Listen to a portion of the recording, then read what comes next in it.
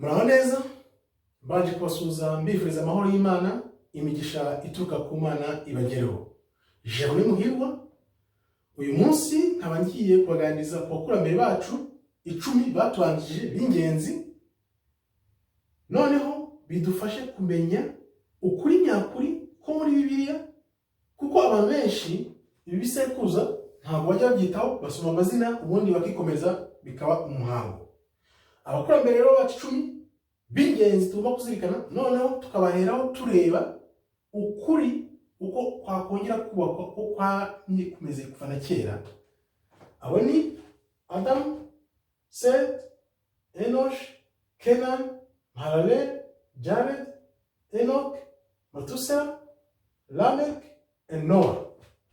Uko tubizi neza, uko bakurikiranye niko bagiye babyarana.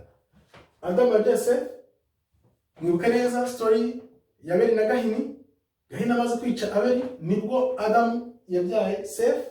Seth abyara Enosh abyara Kenan abyara Mahalalel abyara Jared abyara Enoch abyara Metusela abyara Lamech abyara Noah.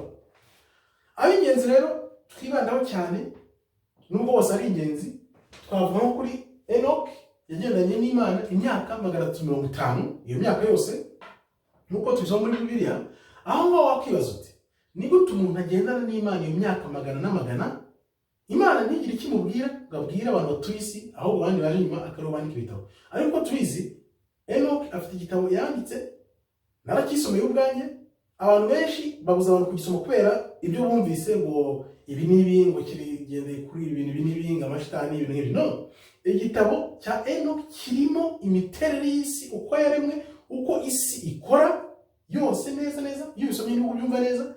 Harimo n'ubundi bwenge bwinshi Imana yahaye Enoch, kuko yabisangije abantu.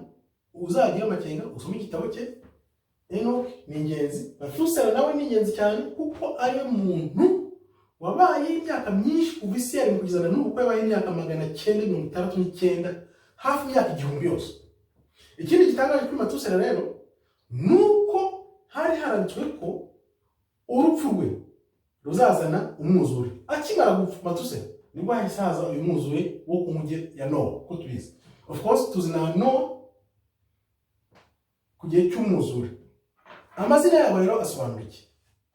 Adamu ni muntu, Seth yashyizweho, Enoch urupfu, Kenan agahinda, Mahalalel Imana ihawe ikuzo, Jared Imana izaza imanuke, Enoch umwigisha, Metusela urupfu rwe ruzazana, Lamech umubabaro, Noah ituze n'ihumure. Iyo bisomye rero ukurikiranyije isobanuro ry'amazina yabo, ubona umuntu yashyizeho urupfu n'agahinda, ariko Imana n'icyubahiro izimanukira itwigishe urupfu ruzazana umubabaro, ariko ituze n'ihumure naryo rizaza. Ngayo rero abo bakurambere 10 bacu urumva ko ari ingenzi.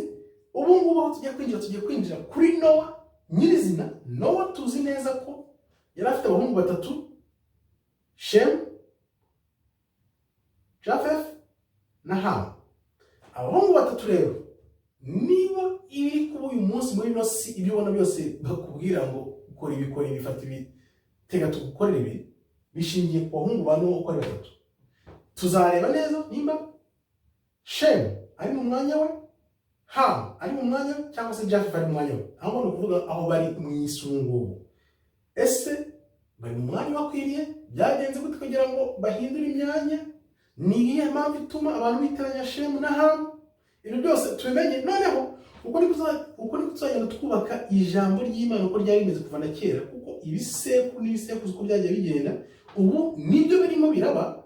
Noneho abandi nabo bakavuga bati no, ntabwo dushaka kubimenyekana, tugomba kubipfukirana dukoresha uburyo bari bwose. Uburyo bari gukoresha murabumva, you know what, niko abantu byita. Ubwo tuzabireba, turebe Noah, abahungu be kuva kuri Nowa ukagera kuri Kristo. Afite umuhungu umwe wafashe iyo nzira ivamo Kristo, n'undi muhungu nawe havamo abandi, n'undi muhungu nawe havamo abandi. Abo bose rero bagiye bavaho n'abari uyu munsi nibo tuzareba barihe. Ni ukubera iki ibintu biri guhinduka? Ni ukubera Nowa n'abahungu be uko ari batatu, akaba ari byo tuzareba ubutaha. Mukomere rero, murakoze, Imana ibarinde, imigisha ituruka ku Mana ibagereho, naho ubutaha. Shalom, shalom, shalom.